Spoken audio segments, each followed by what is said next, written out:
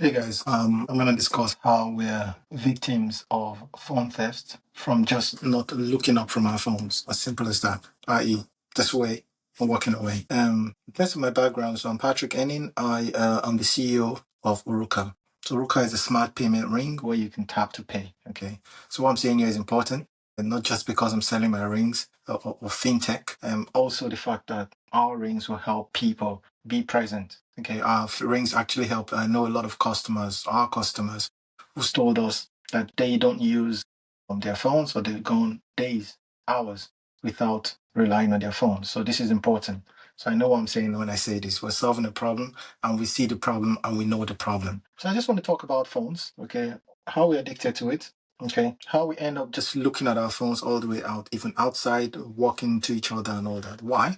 And how we've become victims, okay? And how it's not your fault. I think that's always good. People want to hear it's not their fault. I'll tell you why. But I think the fact is we need to know that phones are makes us vulnerable. Okay, if you look at, let me see, I've got a laptop here, right? So the memory of our laptop these days, okay, our laptop holds up to a typical laptop, a really fast laptop holds up to 256 gigabytes of information. That's a lot. Okay, that's trying to think of those days, right? When the phones first came out, I think the max you could get was 2 gigabytes. Okay, it's gone up to 4 gigs, 5 gigs, 8 gigs. In fact, we had laptops that were 8 gigs. Okay, now we've got phones that are stronger than laptops of 20 years ago. So our phones are so huge. Okay, the amount of information we have there is almost the same as a computer that took people to the moon.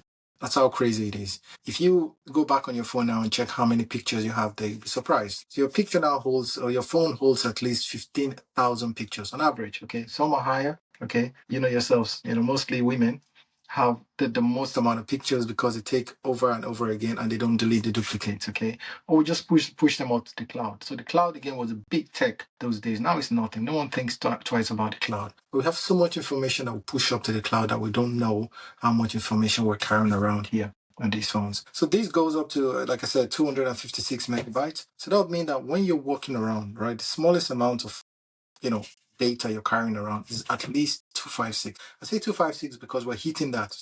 Your average phone, if you go through this, you would know this. You get warning that you're hitting your limits, really quick. So that's important that we're carrying around with so much information and data. Okay, we sell data. A lot of people, you know yourself, you go into YouTube, they or Facebook or all these guys, they're getting data from you. Data is important. Data is key. Not just for companies, for governments, for everyone. Everyone wants the data because they can tell what you're doing, okay? Good or bad, okay? They can help you, they can survey people, they can survey criminals as well, or they can tell when you're going to be a target just based on data, based on where you're going, based on when you're going. Our companies as well can sell as much as possible. I remember there's this joke in the UK.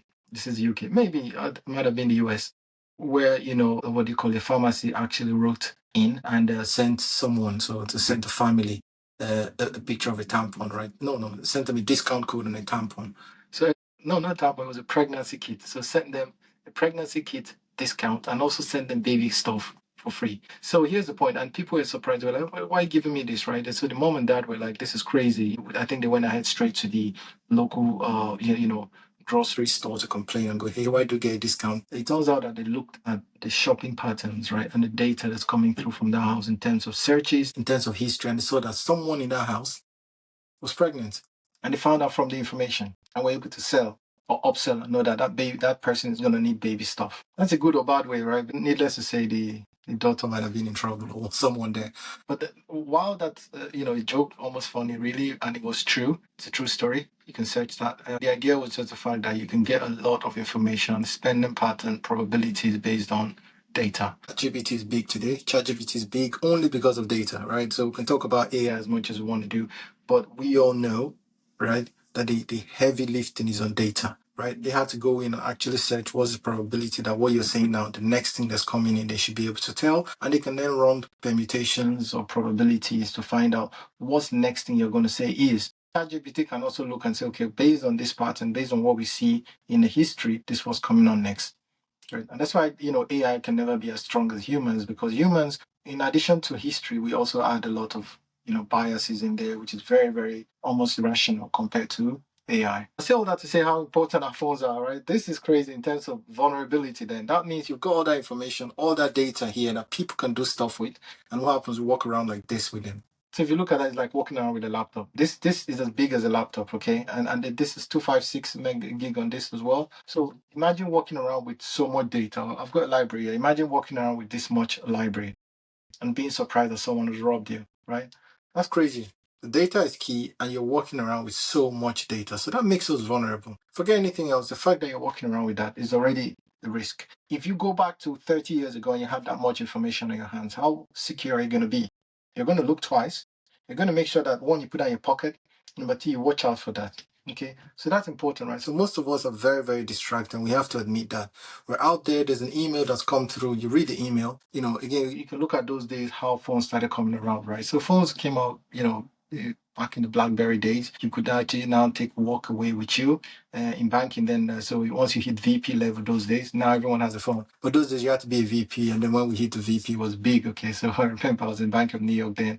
I got my first BlackBerry. I was happy as heck. I used to go around just going through emails and replying to emails, even though I didn't want to. I knew I could wait, but I'd go back and be like, yeah, it's approved. Okay, so it was good. It was big. And then suddenly, again, but even then, I remember you have your phone, you look at it, but you put it back in your pocket because in truth, the email was just nothing. Okay, I'm going into why now, right? Why it's not your fault. Okay. The next point now became social media. So social media, I think, was key. Those are two things: social media and payments. So social media was good, but then when it moved from laptops to phones. So suddenly you had Facebook, you had what do you call it, Bebo, I think you had MySpace, all those social medias on your phone, on your laptop, which is okay. You could go and look at these things, switch it off and go to work or go to school. But suddenly they move into the app side of things. As soon as going to apps, and then our phones got huge upgrades on the screen so that you can see everything almost as big as a laptop. Guess what? Everyone went on social media on their phones, and that's where they became glued, because now the social media companies, the phones collided together. Okay, whether it's not clear, it's implicit that they're both working together to make sure that you're glued to your phone as much as possible. If social media was like this, and this is all you get for Facebook, no one's going to go on this. Everyone will be like, okay, thank you. You pick up the call. Just the inconvenience will make you not go on that. But compare that to this where you've got a full screen. Okay, that means you can go and you can see everything. You can open up and just scroll through mindlessly. Okay, so that's my point. So that's the second point, which again, I'm just coming up with excuses how it's not your fault, right? On this, right? But that's what's important then, because now thieves go ahead and exploit that. Okay, so what happens then? They go in and you can see that they can snatch and grab this away. Check out our Instagram page and also a few videos here as well on the shorts. You're going to see just how they exploit this tactic, okay? And they just go on scooters. You go into most major cities, you can see a lot of them. London, New York, Paris, Singapore, actually. In Africa as well, Lagos, Ikeja, Johannesburg, there's a lot of that. All the major cities, San Francisco, LA, all of that. Once you go in, these guys are often there in broad daylight, okay? They monitor you. And again, you might feel vulnerable, okay, but don't, it's possible, right? And what's still the trauma associated with this? These guys, before they come to you, they watch you, they look at the lights for a while, and then decide how they want to attack people. Okay, so that's my concern, right? Which is basically this: they do a lot of mapping or scoping of the region before they do that. And my opinion then is, one, we just need to be more careful. Okay, not an opinion, it's a fact. We need to be more careful. We need to make sure we're aware of what's happening. We need to always look at the situation, look around you. Okay, don't be stuck there, because what you're carrying, I repeat, is like carrying. Imagine if you had 100,000, gold on your hands, and you just held it up and held it this way and focused on it. That's what we do with our phones. Yeah, we need to listen to how valuable our phones are, how valuable the data is, how valuable the information is, and also the risk associated with the trauma. Because there's trauma in these things. When your phone is grabbed, it is depressing, the amount of information that you've just lost, the pride you've lost, and also basically how disabled you are. Because again, I'm going to go into this payments.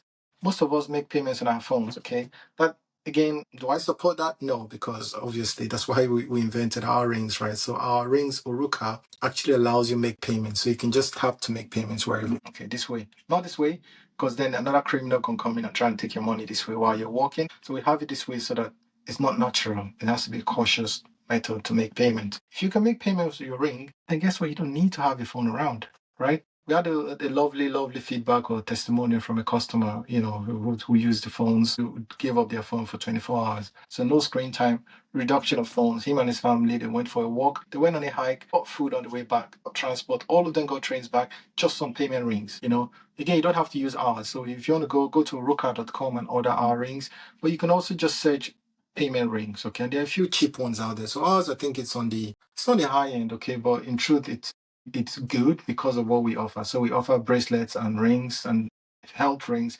payment rings, peer-to-peer rings. So this is currently in progress. We're developing this. You can pre-order these. This allows one payment ring make payment to another payment ring. So when they tap or you press a button, you actually make payments.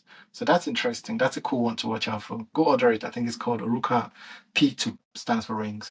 If you're not Nigerian. But I think what's key there is one, you don't need these things anymore to make payments. You don't need to carry your phone around and look through it and say, oh yeah, I want to double click on it and put the Apple Pay to make a payment. You don't need that. So realize your phones are valuable. Okay, that's key.